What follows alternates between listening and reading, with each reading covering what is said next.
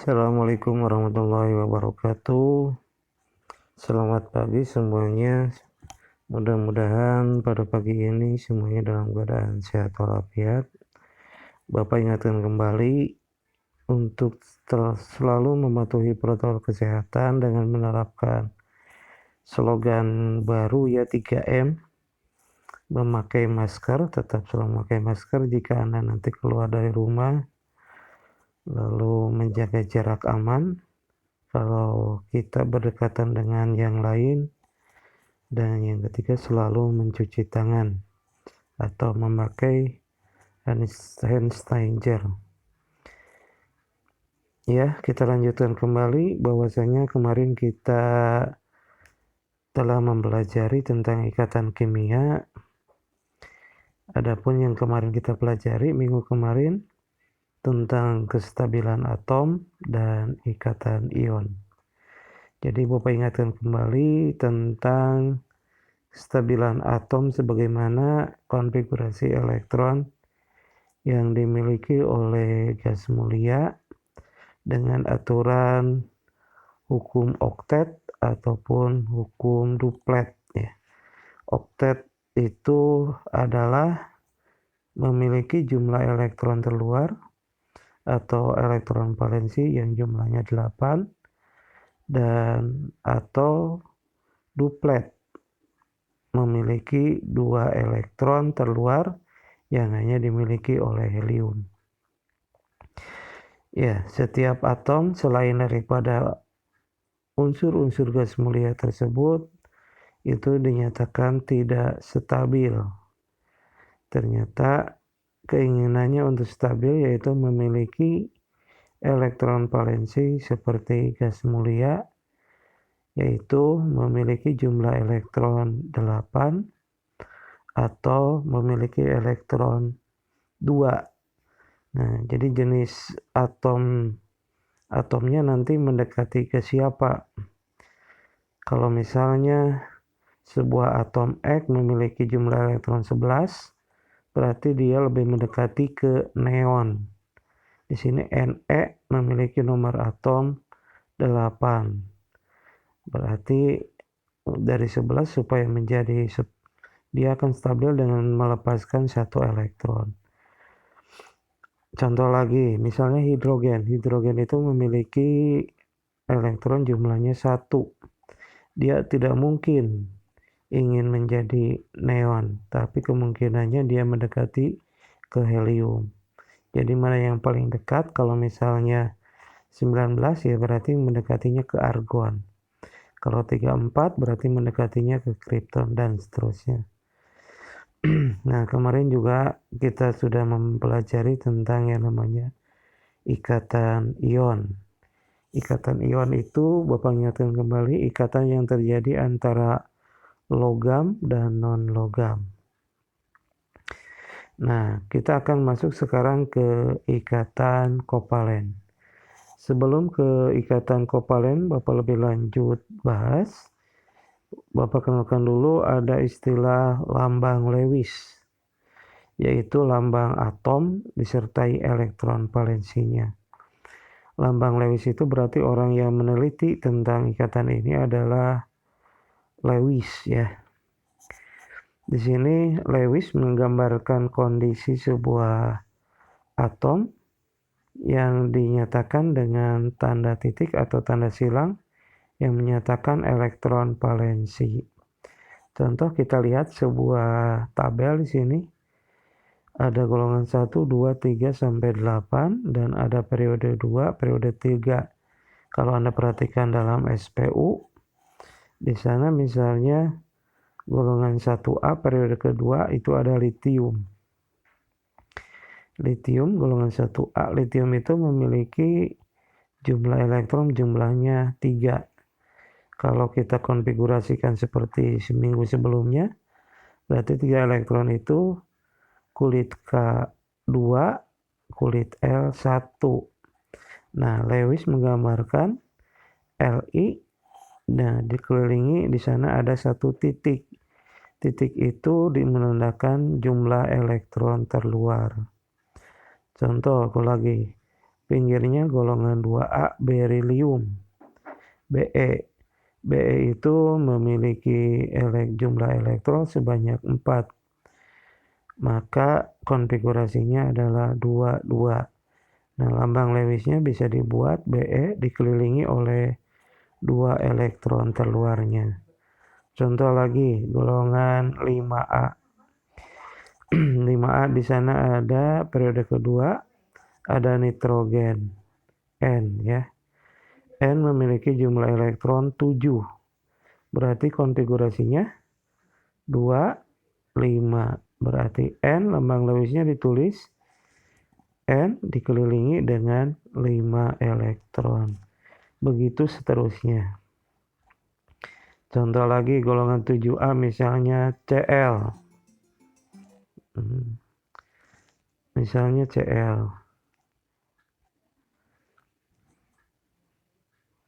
Cl memiliki jumlah elektron sebanyak 17. Berarti kalau dikonfigurasi 287.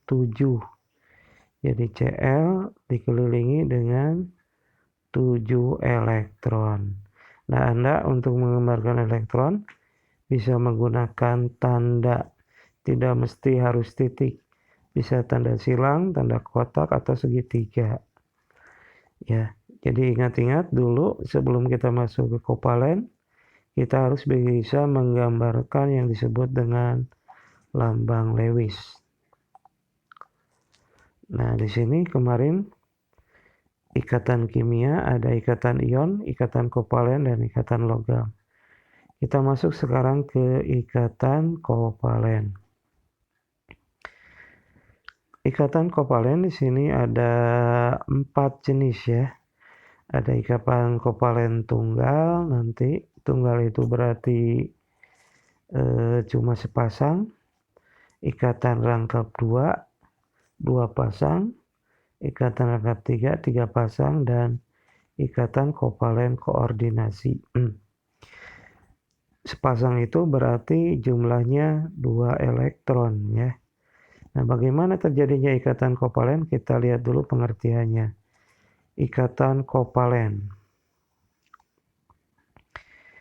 Ikatan kovalen adalah ikatan yang terbentuk dengan cara penggunaan pasangan elektron secara bersama-sama. Yang disebut pasangan elektron ini jadi salah satu atom atau kedua-duanya itu saling menyumbangkan elektron untuk mencapai kestabilan. Jadi kalau misalnya oksigen itu gas oksigen itu O2.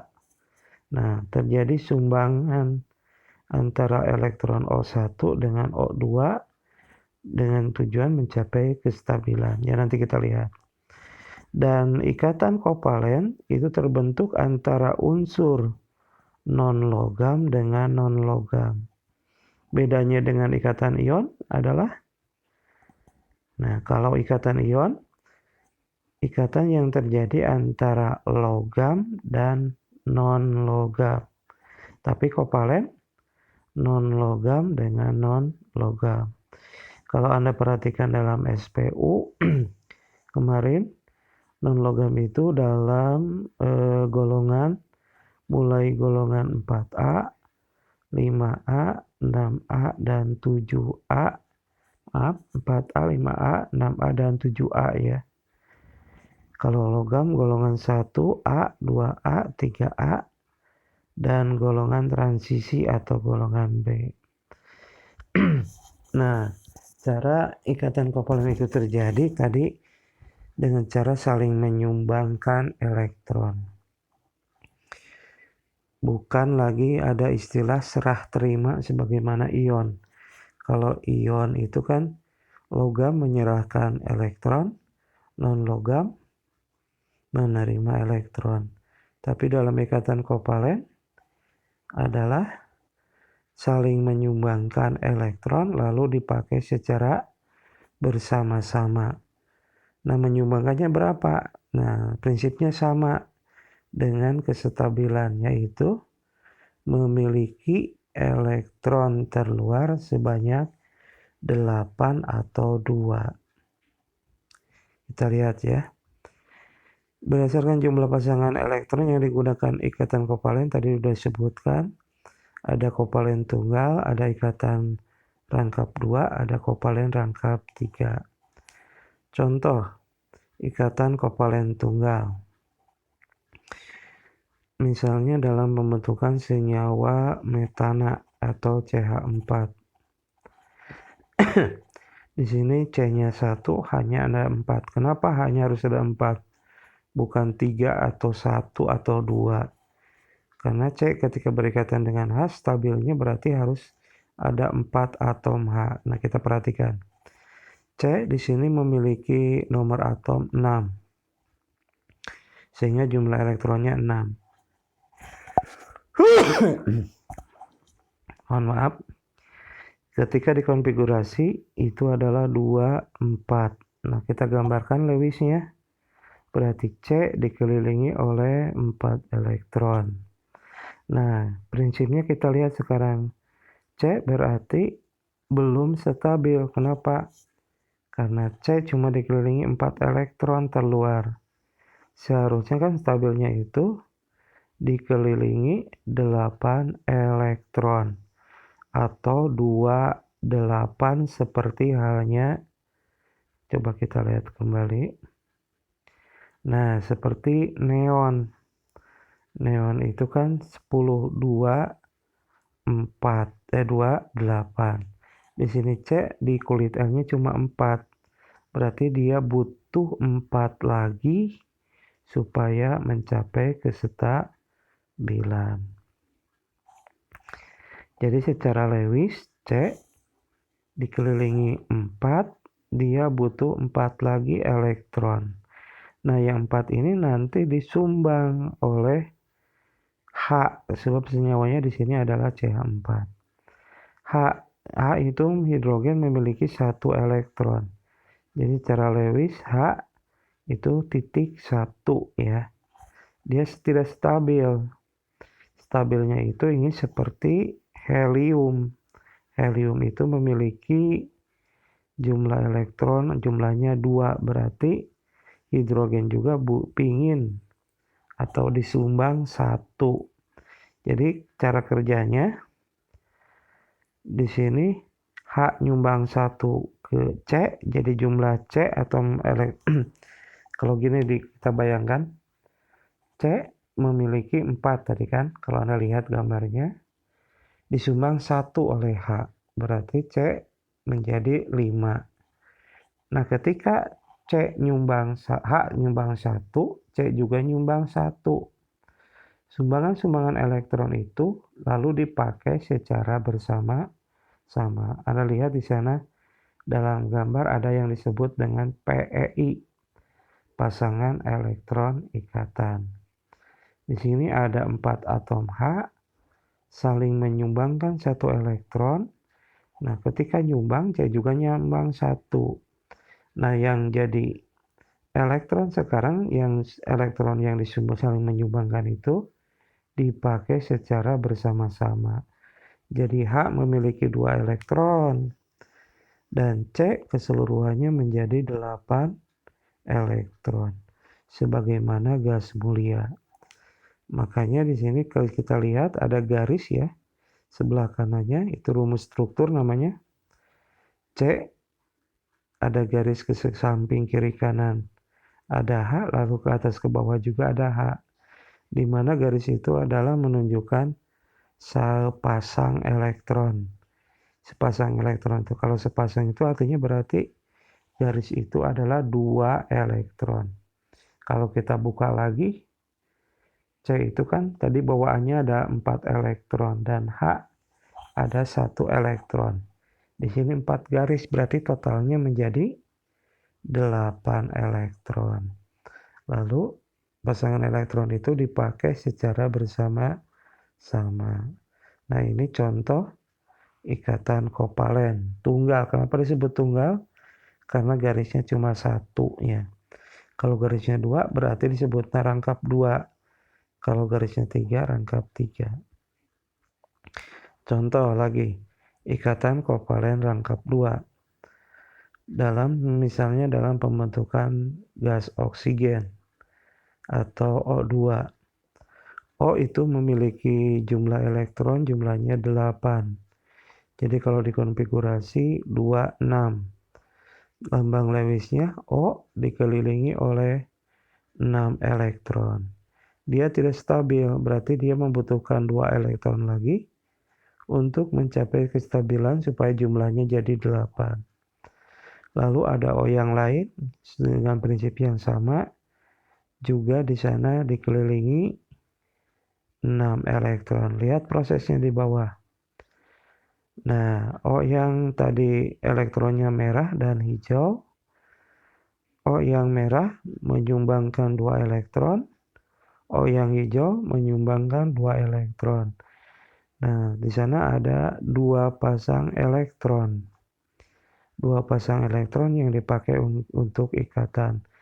Nah, 2 pasang ini dipakai bersama-sama.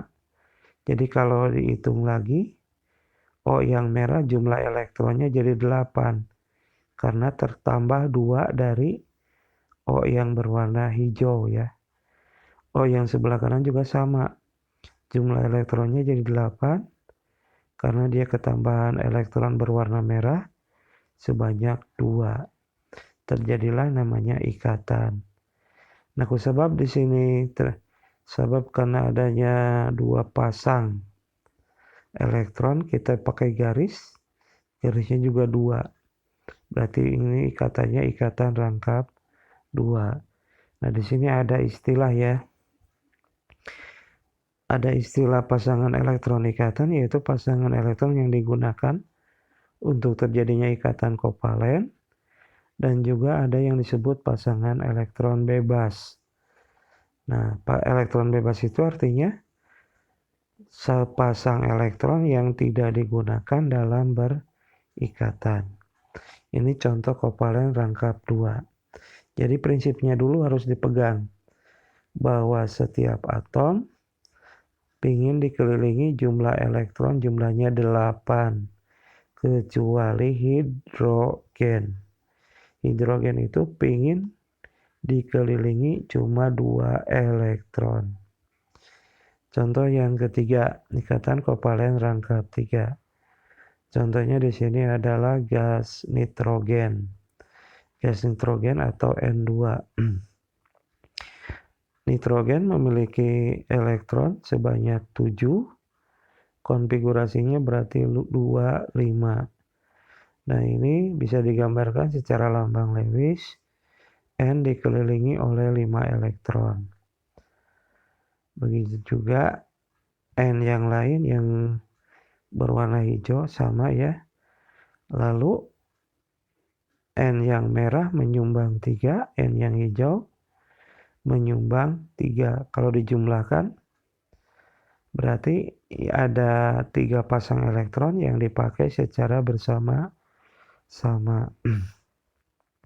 Jadi N sebelah kiri jadi 8, N sebelah kanan juga 8.